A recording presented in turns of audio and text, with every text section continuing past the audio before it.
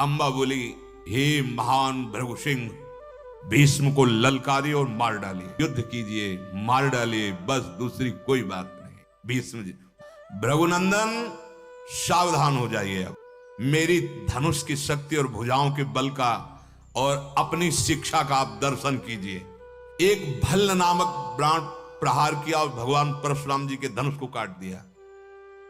धनुष हाथ से छूटकर पृथ्वी पर गिर गया, कट के। परशुराम जी के शरीर में बाणों को धसा दिया। राधा बल्लभ श्री हरिवंश। तो आइए पूज्य श्री प्रेमानंद जी महाराज के मुख से सुनते हैं कि आखिर क्यों महामहिम भीष्म और परशुराम जी में युद्ध हुआ और क्या थी अम्बा की प्रतिज्ञा। महाभारत प्रसंग में भीष्म जी का जब अभिषेक हुआ प्रधान सेनापति के पद पर, दुर्योधन ने प्रणाम करके कहा कि पितामह, विजयश्री आपके चरणों में है, अर्थात मैं मस्तक झुकाता हूं, आप ही मेरी विजय हैं। तो उनका वत्स दुर्योधन, शिखंडी मेरे सामने ना आने पावे कभी, क्योंकि जब वो मेरे सामने आएगा तो मैं अपना धनुष बाण रख दूंगा। मेरे सामने वो आज भी अम्बा ही है। उन्होंने कहा, भगवान ऐसा क्यों? अरे कोई पूर्व में स्त्री रहा हो और इस जन्म में पुरुष बन गया हो तो फिर ऐसा, आपको तो पुरुष मानना ही चाहिए। तो उनका, मैं जानता हूं, उसके पूरे चरित्र को जानता हूं। जब मैं काशी नरेश के दरबार से, जहां स्वयंवर रचा गया था, बलात् सब राजाओं को परास्त करके इन 3 राजकुमारियों का बलपूर्वक, वहां ये शर्त रखी गई, अलग अलग स्वयंवरों की शर्त होती है, बलपूर्वक राजाओं को पराजित करके अपहरण करना। तो महाराज विचित्रवीर के लिए हस्तिनापुर सिंहासन में जो आरूढ़, उनके लिए उन 3 राजकुमारियों का बलपूर्वक मैंने अपहरण किया और समस्त राजाओं को परास्त किया। जब भीष्म जी हस्तिनापुर में लाए और माता सत्यवती के चरणों में प्रणाम करके कहा, समस्त राजाओं पर विजय प्राप्त करके ये 3 कन्या रत्न लाए हैं, आप विचित्रवीर से इनका शास्त्रीय पद्धति के अनुसार पाणी ग्रहण संस्कार कराइए। अम्बा बोल उठी, नहीं, मैंने शाल्व को वरण किया है। जबकि शाल्व से भयानक युद्ध करके उसको पराजित करके भीष्म जी ने पछाड़ दिया था। वहीं जब युद्ध प्रारंभ हो रहा था उसी समय बोल देते कि मैंने इनका, उसी समय वो सादर मुक्त कर। महाभागवत है भीष्म जी, गलती हो गई। जी ही भीष्म जी ने सुना कि इसका शाल्व से प्रेम, तो उन्होंने सत्यवती से सलाह की और एक सुंदर रथ पर बैठाकर कहा, आप सादर शाल्व के पास जा सकती हैं। जब वहां पहुंची और शाल्व से नमस्कार करके बोली कि भीष्म जी ने मुझे स्वीकृति दे दी, मैं अब तुम्हारे पास आ गई हूं, धर्मानुसार मैं आपको अपना पति रूप स्वीकार करती हूं। अम्बा की बात सुनकर शाल्व ने मुस्कुराते हुए कहा, सुंदरी, हम कोई भिक्षुक नहीं है कि किसी के द्वारा दी हुई भिक्षा स्वीकार कर ले। हम छात्र धर्म से युक्त वीर पुरुष हैं। जो स्त्री दूसरों के द्वारा विजय प्राप्त कर ली गई है उसे मैं कभी स्वीकार नहीं करता। भीष्म ने उस युद्ध में मुझे पराजित किया, भूपालों को पराजित किया और तुम्हें जीता और मेरे सामने तुम्हें उठाकर ले गए। अब मैं कभी तुम्हें स्वीकार नहीं कर सकता। यह सुनकर अम्बा शाल्वराज से बोली, तुम क्या बोल रहे हो? ये ब्राह्मण साक्षी, मैं पवित्र हूं। शाल्व ने कहा कि मैं मानता हूं तुम निरपराध हो, परंतु अब मेरा अनुराग तुम्हारे प्रति नहीं रह गया। युद्ध में कभी मैं पीठ दिखाने वाला नहीं हूं, पर भीष्म से मैं पराजित हुआ सिर्फ तेरे कारण। बहुत विनय की अम्बा ने। शाल्व ने कहा, आप तुरंत इस महल से निकल जाइए। अम्बा रोती हुई महल से निकले। हुक्म, जैसा आदेश, क्योंकि वहां तो अगर नहीं निकलती तो फिर धक्का मार, सैनिक है। नगर से निकलते समय उसने चिंतन किया कि मेरी जैसी दुर्भाग्य वाली युवती अब इस पृथ्वी पर नहीं होगी, कहीं की नहीं रह गई। मेरे जीवन को बर्बाद करने वाला ये भीष्म ही है। अतः मैं भारी तपस्या के द्वारा या किसी महाबली को अपने अधीन करके पहले भीष्म का वध करवाऊंगी, फिर आगे देखूंगी। आश्रम में जाते तपस्वियों के बीच में सुरक्षित रह करके फिर उनसे अपने हृदय की जलन की बात कहती, किसी ऐसे से मिला दीजिए एक बार जो मेरे हृदय की जलन मिटा सके, भीष्म का वध कर सके। या तो तपस्या के द्वारा मैं वध करूंगी और या किसी को मिला दीजिए, मेरे जीवन को बर्बाद करने वाले भीष्म हैं।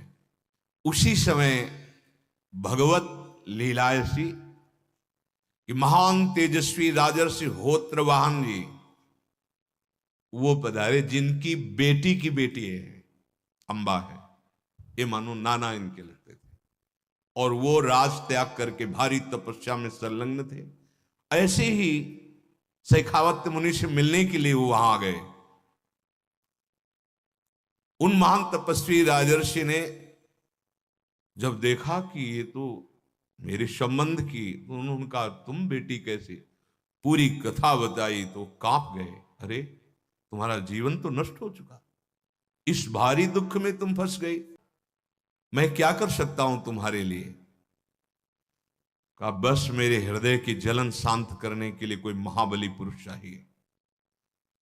तो उनका है, मेरे परिचय में है, महान तपस्या परायण अद्वितीय विश्व विजय किए हुए जमदग्नि नंदन भगवान परशुराम। एक ही ऐसे हैं जो भीष्म को मार सकते, त्रिभुवन में दूसरा कोई नहीं। उनका दर्शन मैं तुम्हें वरदान देता हूं, अवश्य प्राप्त होंगे बिना प्रयास के, क्योंकि ये बड़े तपस्या से परिपूर्ण है। महेंद्र पर्वत पर भगवान परशुराम जी ध्यानस्थ बैठे, इस समय मैं देख रहा हूं, बेटा तुम्हारा कल्याण हो। उसी समय परशुराम जी के प्रधान शिष्य और मित्रवत व्यवहार करने वाले परशुराम जी, उनसे मित्रवत व्यवहार करते थे, अकृत वर्ण जी वहां किसी कार्य से ऐसे ही सहज आ गए, संयोग बनता जाता है। जो इनके नाना है उठकर खड़े हुए, प्रणाम किया, आदर सत्कार, सब ऋषियों के बीच में अकृत वर्ण जी बैठे। वार्तालाप प्रारंभ हुई। जब कुशल मंगल अपनी अपनी तपस्या की चर्चा हो गई, तब होत्रवाहन जी ने कहा कि ये अंबा ऐसी ऐसी परिस्थिति को प्राप्त हो गई है और परशुराम जी के दर्शन करना चाहती है, कुछ क्षण रुकिए। जैसे नहीं कि अभी हम फोन लगाते हैं, बात करके आपको बताते हैं। ध्यानस्थ हुए और ध्यान में बातचीत की परशुराम जी से, भगवान ऐसे ऐसे सब ब्रह्म ऋषि और यहाँ एक अंबा नाम की कन्या विराजमान है, ऐसी ऐसी वार्ता है और वो व्याकुलता पूर्वक आपका दर्शन करना चाहती है। ध्यान से हटे और कहा मुझे पता चल गया है, कल प्रातःकाल भगवान परशुराम जी दर्शन देने आ रहे हैं। अकृत वर्ण ने पूछा, लज्जा छोड़ो और बोलो हमारे गुरुदेव से तुम क्या चाहती हो। अंबा ने कहा मैं भीष्म का सर्वनाश चाहती हूं। ये भीष्म ही हमारे जीवन में महान संकट उपस्थित किए, यदि अपहरण न करते तो हमारा तो सालों से था ही, ब्याह हो जाता।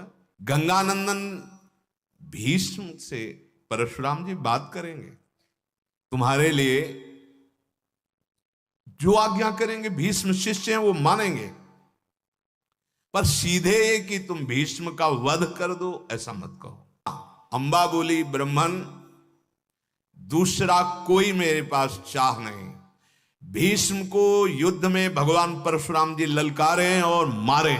पूरी ऐसी रात चर्चा करती हुई भुवन भास्कर उदय होने को ही थे कि जैसे कैलाश पर्वत पधार रहा हो, गौर वर्ण त्रिपुंड लगा हुआ, विशाल जटाओं का मुकुट धारण किए हुए, भयंकर फरसा हाथ में लिए हुए, प्रज्वलित तेजोमान अग्नि, महान महान तपस्वी सब खड़े हो गए। अंबा भी हाथ जोड़कर, होत्रवाहन ने भगवान परशुराम जी के चरणों में प्रणाम करके पूरी बात कह दी और कहा ये अंबा चाहती है कि भीष्म जी का वध हो।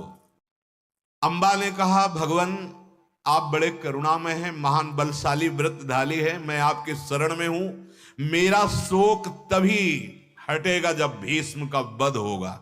गंगानंदन भीष्म मेरा शिष्य है, कभी आज्ञा का उल्लंघन नहीं कर सकता, और अगर आज्ञा का उल्लंघन करेगा तो हस्तिनापुर सहित संपूर्ण वीरों सहित भीष्म को वहीं काट दूंगा। परशुराम जी ने फिर निश्चय किया, जब शरण में आई हो तो जैसा कहोगी वैसा ही करेंगे। महाव्रतधारी परशुराम जी ने एक शिष्य से हस्तिनापुर के बाहर ही रुककर संदेश भिजवाया, भीष्म तुरंत उपस्थित हो और मेरा प्रिय कार्य करें। आदेश हुआ। महाबली भगवान परशुराम जी का जे ही मैंने सुना राज्य की सीमा पर आए, वेग पूर्वक दौड़ते हुए भगवान परशुराम जी के चरणों में जाकर साष्टांग प्रणाम किया, पूजा की। परशुराम जी ने कहा, भीष्म तुमने किस विचार से, जब तुम पत्नी की कामना नहीं रखते हो, अखंड ब्रह्मचारी हो, तो तुमने अपहरण क्यों किया राजकुमारियों का? इन कन्याओं का अपहरण क्यों किया? और फिर अपने घर में न रखकर इसे निकाल क्यों दिया अंबा को? ये धर्म भ्रष्ट हुई, इस तरह से भटकती घूम रही है, कौन अब ग्रहण करेगा इसको? तुम हर कर लाए हो, तुम्हें स्वीकार करना चाहिए। साल्व ने इनकार कर दिया है। इस राजकुमारी के धर्म का पालन होना चाहिए, ये हमारी शरण में आई है। भीष्म जी ने कहा, भगवान जो ही इसको लाया इसने बता दिया कि साल्व पर अनुराग है। जब दूसरे पुरुष पर अनुराग है तो मैं विचित्र वीर के साथ इसका ब्याह कैसे कर सकता था? और इसने भी स्वीकार नहीं किया, फिर मेरा क्या इसमें दोष है? और रही मेरी बात तो आप जानते हो, भीष्म प्रतिज्ञा कभी टलती नहीं है। मैंने प्रतिज्ञा की आजीवन अखंड ब्रह्मचर्य की, कभी स्वीकार नहीं कर सकता। भगवान परशुराम जी के नेत्र तो लाल हो गए, तो क्रोधावेश में, इसको ग्रहण करो और अपने कुल की रक्षा करो, मेरी आज्ञा से तुम्हें कोई पाप नहीं लगेगा। परशुराम जी ने कहा, मेरी आज्ञा स्पष्ट और इसका तत्क्षण पालन किया जाए। ब्रह्मर्षि, आपको दोबारा ऐसे शब्द भी नहीं बोलने चाहिए, क्योंकि आप धर्म की सूक्ष्म गति को जानते हैं। व्यर्थ का परिश्रम मत कीजिए। भीष्म की प्रतिज्ञा को कोई टलवा सके ऐसा है हो ही नहीं सकता। आप मेरे पहले के धनुर्वेद के गुरु हैं। मैं आपको फिर चरण पकड़ के प्रसन्न करने की चेष्टा करता हूं, किसी भी तरह से आपकी इस आज्ञा का पालन नहीं करूंगा। महाव्रतधारी भगवान परशुराम ना आपसे, ना इंद्र से, ना काल से भयभीत होकर मैं धर्म का त्याग कर दूं, ऐसा मैं भीष्म नहीं हूं। अब आप इस आज्ञा के सिवा जो इच्छा करते हैं वो आदेश कीजिए, मैं आपका पालन करूंगा। आप मेरे गुरु हैं, ये समझकर मैं बार बार आपके चरण पकड़ रहा हूं और आपका सम्मान कर रहा हूं, मनाने की कोशिश कर रहा हूं, लेकिन आप गुरु धर्म से विचलित हो चुके। आप हमारा अपराध बताइए। अगर नहीं बताते हैं और आप बार बार ललकारते हैं हमको, तो हमारा छात्र धर्म, क्षत्रिय धर्म कहता है कि मैं ललकार करके आपको मारूंगा। पर आप इस समय ब्रह्म ऋषि बनकर यहां नहीं आए।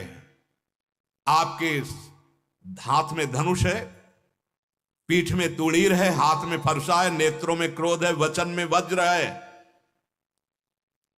इसलिए आपको मार डालने पर हमें ब्रह्म हत्या का पाप नहीं लगेगा। मैं इस समय छात्र धर्म से बोल रहा हूं। भीष्म जी बड़े धर्मात्मा है। अंबा को ग्रहण नहीं करूंगा, स्पष्ट। अब इसके आगे जो न्यायोचित धर्म हो आप आज्ञा कीजिए, मैं उसका पालन करूंगा। परशुराम जी ने कहा, फिर समरांगण में हमारा तुम्हारा द्वंद्व युद्ध। तुम कहा, भगवान आप जानते हैं अपने बाहुबल को और मेरे भी बाहुबल को।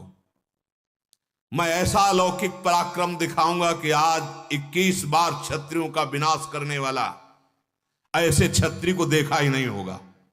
भीष्म जी ने कहा, मैं आपके चरणों में झुककर प्रणाम करके कहता हूं, कुरुक्षेत्र में मैं आपको ललकार करके मार डालूंगा।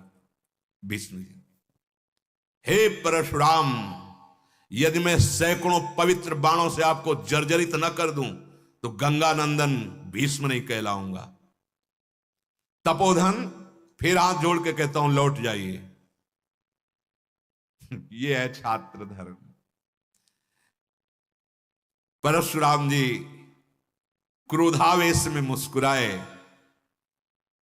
लौटना परशुराम को, तो फिर कुरुक्षेत्र में पधारिए, हस्तिनापुर की सीमा से बाहर चलिए। जहां अपने अपने पितामहों को 21 बार दुरंत स्वभाव वाले क्षत्रियों का नाश करके रक्त की जो जलांजलि जैसे दी जाती है, ऐसे रक्तांजलि दी है, मैं वहीं तुम्हें मार करके तुम्हारी आत्मा को शुद्ध करूंगा, भीष्म जी ने कहा। परशुराम, आप भारी सभाओं में अपने मुख से प्रशंसा करते हैं, मैंने अकेले संसार के क्षत्रियों को काट काट करके विजय प्राप्त की, तो उत्तर सुन लीजिए, उस समय भीष्म नहीं पैदा हुआ था।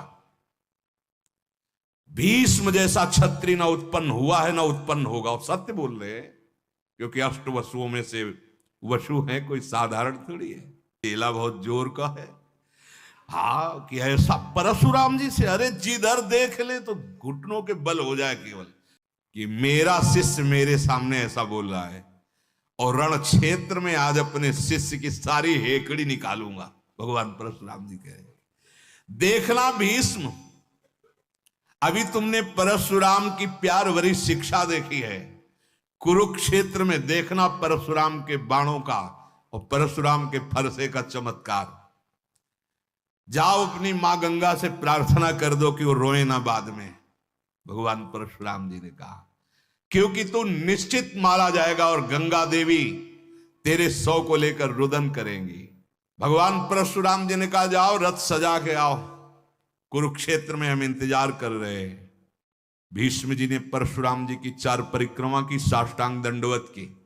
धर्म देख लो, गए और माता सत्यवती से कहा कि भृगुनंदन ललकार रहे हैं, हमें युद्ध करना पड़ेगा। ब्राह्मणों से स्वस्तिवाचन कराया गया, विजय सूचक ब्राह्मणों से आशीर्वाद लेकर हस्तिनापुर से निकलकर कुरुक्षेत्र सम्रांगण में गए।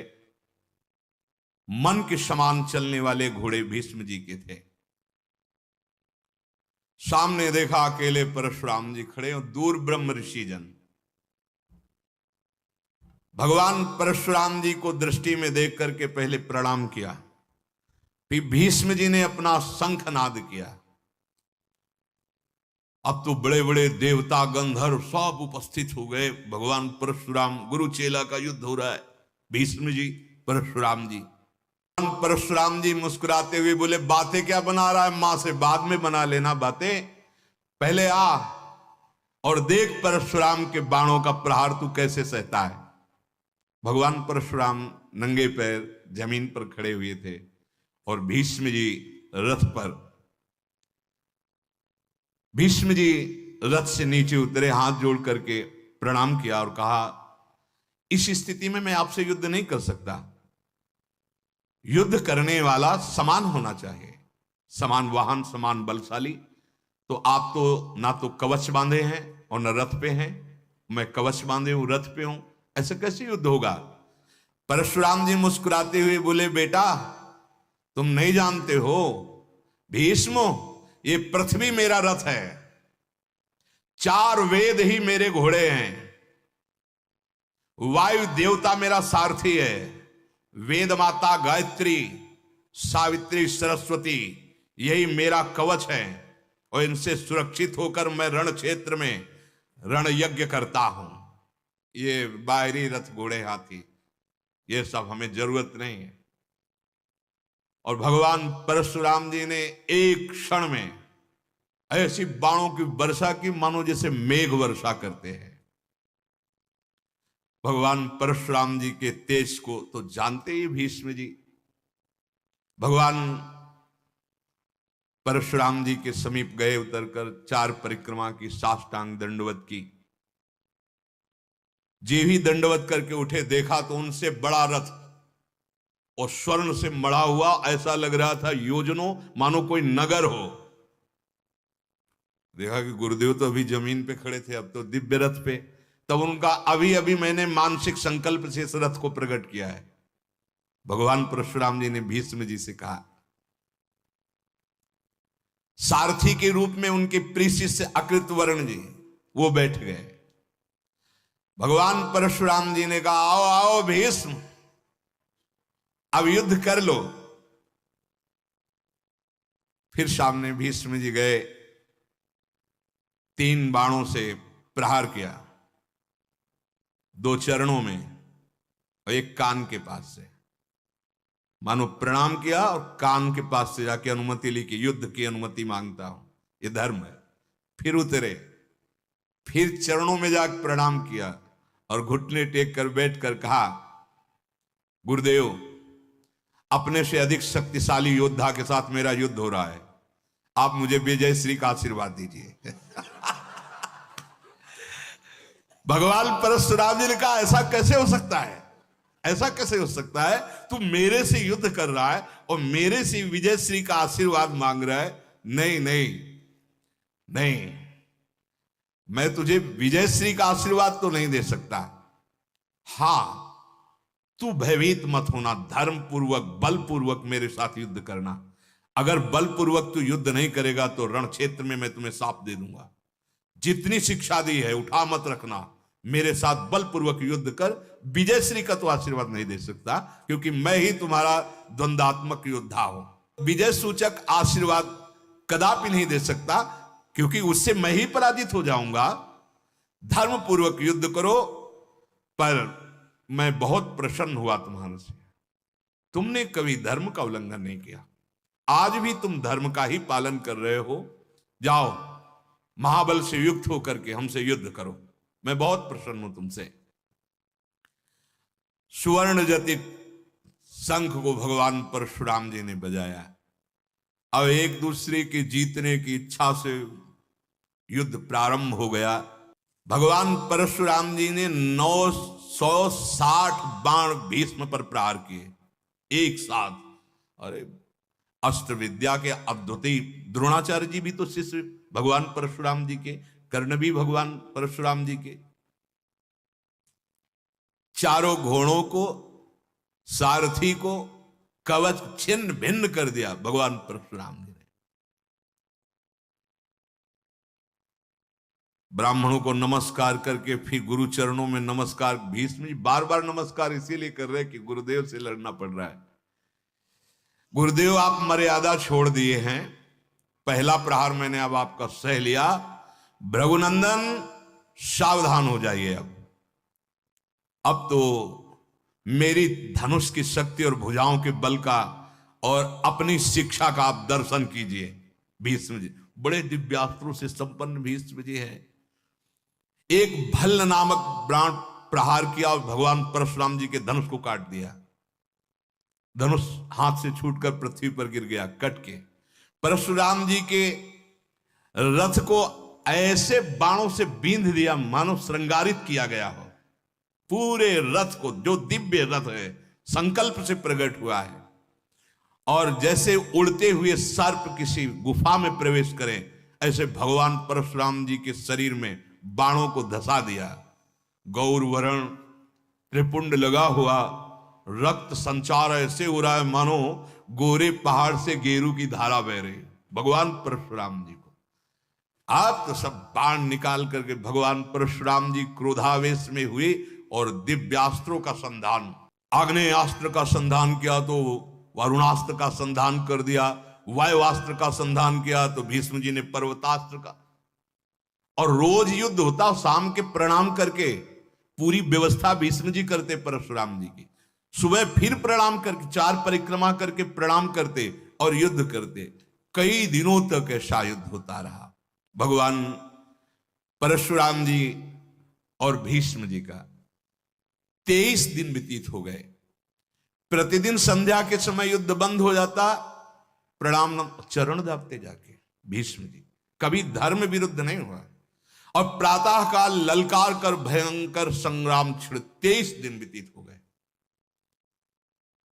अब भीष्म जी रात में एकांत में सोच रहे हैं कि जितने दिव्यास्त्र हैं वो सब तो हो गए, अब 24वां दिन लगेगा। अब क्या 23 दिन से तो बराबर भयानक। भगवान परशुराम जी तो गुरु है ना, हर विद्या हर शस्त्र। चिंतित होकर के ब्रह्म ऋषियों का चिंतन करते हुए थकित होकर के एक नींद सी लगी।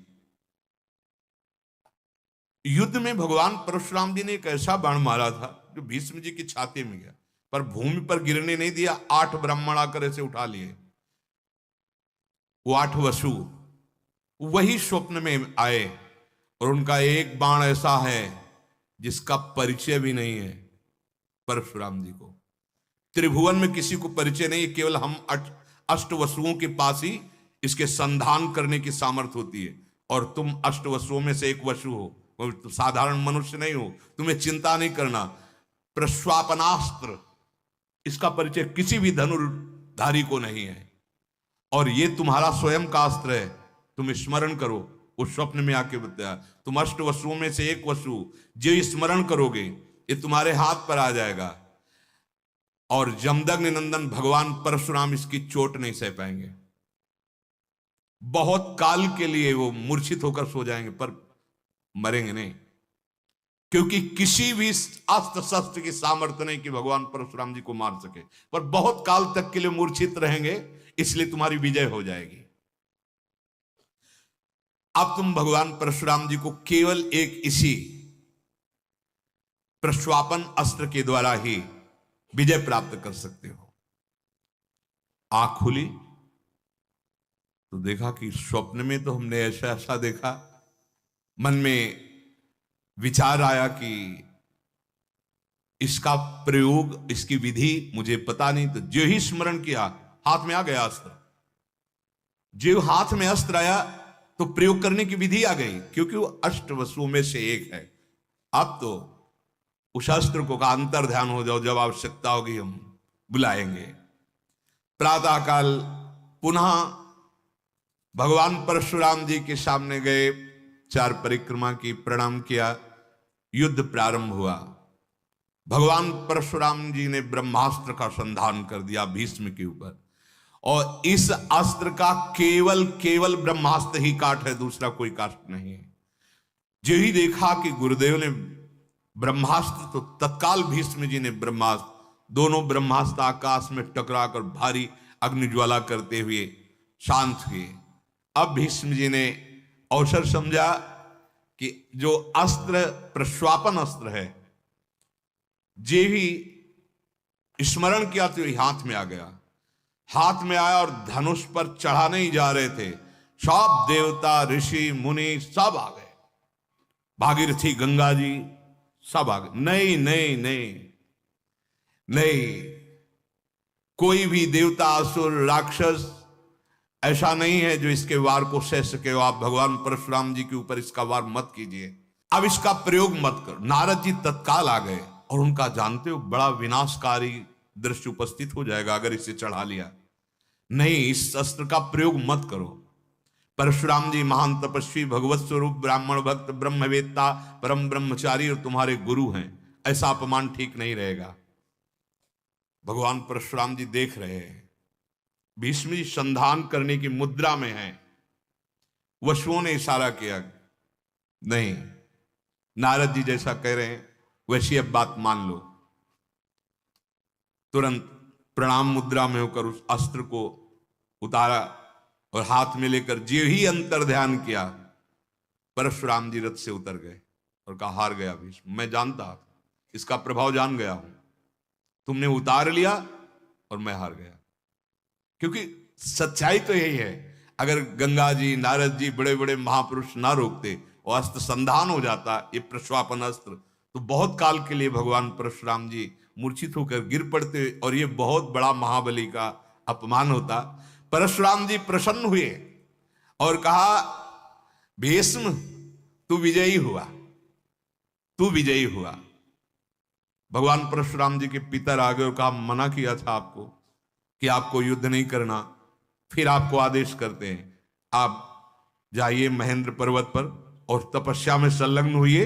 और भीष्म जी ने भगवान परशुराम जी को प्रणाम करके कहा, प्रभु आपकी आज्ञा थी धर्म पूर्वक, तो वैसे ही युद्ध किया है, कोई त्रुटि हो तो क्षमा कीजिए। बोले, नहीं, मैं बहुत प्रसन्न हूं तुम्हारे ऊपर, तुमने छात्र धर्म। वो अंबा से भगवान परशुराम जी ने कहा, जहां जाना चाहती तू चली जा। अब मेरे बस की बात नहीं रह गई, हमारा सब कुछ हो गया, बस इतने रह गए कि बच गए, नहीं तो जा तू किसी और के पास जा, हमारे अब अंबा के पास कोई साधन नहीं रहेगा। अंबा ने निश्चय किया, मैं तपस्या के द्वारा प्राण त्यागूंगी और स्वयं भीष्म को मारूंगी। मैं ऐसे बल को तपस्या के द्वारा प्राप्त करूंगी कि भीष्म का स्वयं वध करूंगी। शेष चर्चा की। श्री राधा वल्लभ लाल की। राधा बल्लभ श्री हरिवंश भक्तगण, अगर आपको प्रेमानंद जी गुरुदेव का सत्संग डेली सुनना है तो कृपया इस चैनल को लाइक और सब्सक्राइब जरूर कर ले। राधे राधे।